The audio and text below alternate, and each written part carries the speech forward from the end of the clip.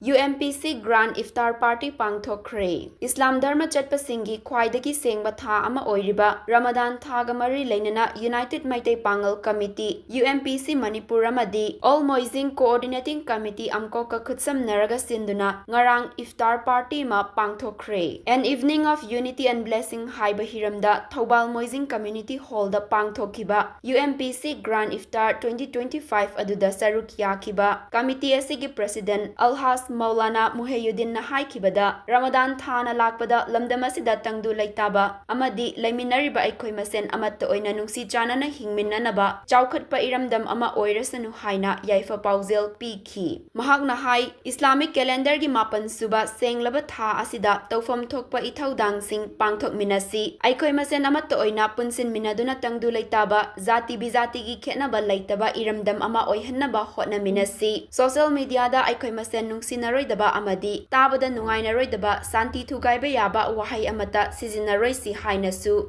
Alhas Maulana Muhayyuddin Namiyam da Apil Tauki. Yamna Chawna Punbo in is level Pangtok China Governor Yauna, Pangtok Nana behind a plant or Mania Dubu.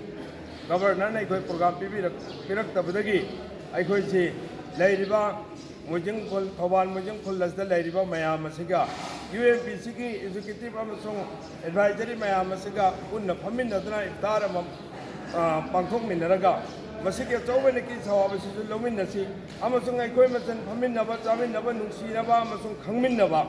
I say, Yam Nehenadarkani, I go Irakta, Hendopa, Todokpa, Yarokla, Madukuname, just Taunaba, Wakal Taminana, Namakatamaka, UMPC now, Lokalakliva, Tabak Toramaya Masla, I go Avato Oina. Punchin Naga Tabuki, Puminaba, Yaminaba, Tatmin, Nabuki, Wakalon, Duamasum, Maxatuam, Sumayanda, Hamjava, Sumayang, Wapuna, Paminaraga, Taminaraga, Nasike, a Chawaniki, Sawa Pamasum, Iramda Manipura, Setanguleta, Kumapunchi, Marelama, or Hendanavita Makapun, but Duamasu, Nasike Ramjangi, Patik Mukuleraba, Allah Tala, Gimanak, Hedok, Tudokna.